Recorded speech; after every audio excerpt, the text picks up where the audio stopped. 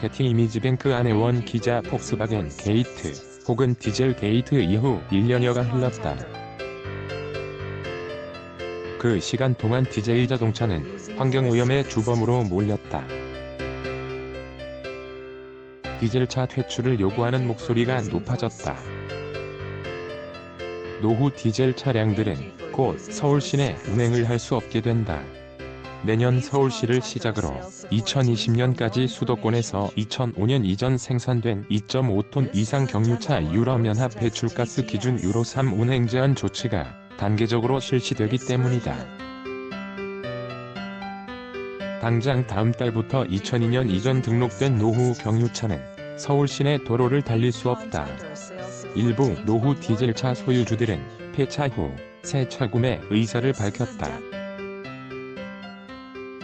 정부도 거들었다. 노후 경유차를 폐차하고 새 승용차를 구매하면 세제 지원을 해준다. 개별 소비세를 대당 100만원 한도에서 70, 0V, 1.5 깎아주는 방안이다. 이 안은 현재 국회 조세 소위에서 의결됐다. 정부 측은 시행일을 공포 전으로 소급한 이달 5일로 잡았다. 5개월 동안 미뤄진 법안 통과의 탄력을 받으면서 지지부진한 노후 경유차 교체 수요도 활기를 띨 것으로 보인다. 다만 아직도 디젤 차주들은 혼란스럽다. 2004년식 소렌토 디젤 모델을 보유한 차주 박모 씨는 차 살 때는 이런 말이 없더니라는 말과 함께 한숨을 내쉬었다. 당시엔 문제 없던 차량이 배출가스 문제가 부각되면서 당장 폐기해야 할 차로 전락했다며 지금 구입하는 차도 나중에 또 새로운 환경 이슈에 따라 문제가 되지 말란 법 있느냐고 되물었다. 그의 말처럼 1년 전만 해도 디젤차는 클린 디젤, 즉 친환경차로 인식됐다.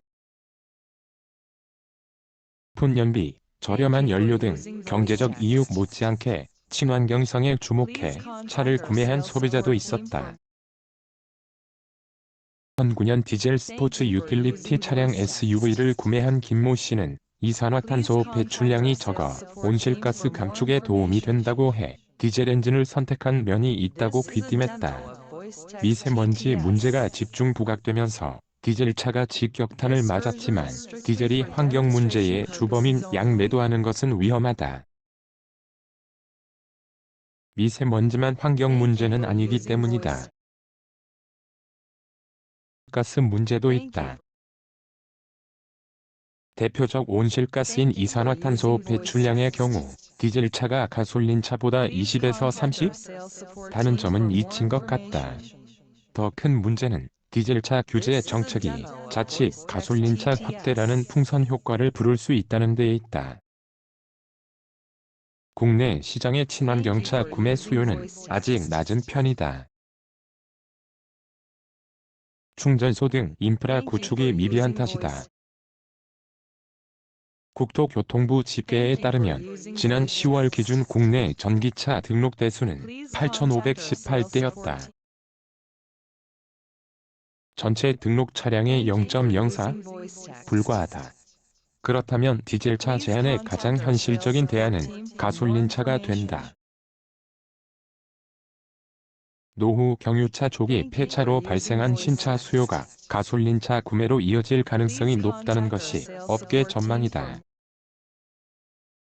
정부 정책대로라면 노후 경유차 폐차 후 신규 승용차 구입 시 차종에 상관없이 세제 혜택을 받을 수 있기 때문이다. 정부는 노후 경유차를 빨리 폐차시켜 미세먼지를 줄여보자는 취지라고 했다.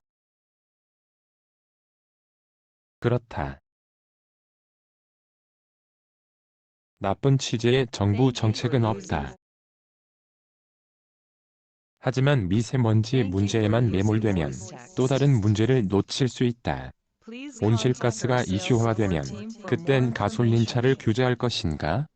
앞으로 새로운 환경 문제가 생겨난다면 친환경차 수요 확대에 대한 심도 있는 고민이 부재한 정책은 또 다른 환경 문제를 야기할 뿐이다. 악마는 디테일에 있다. 안혜원 한경닷컴 기자 anhw@한경.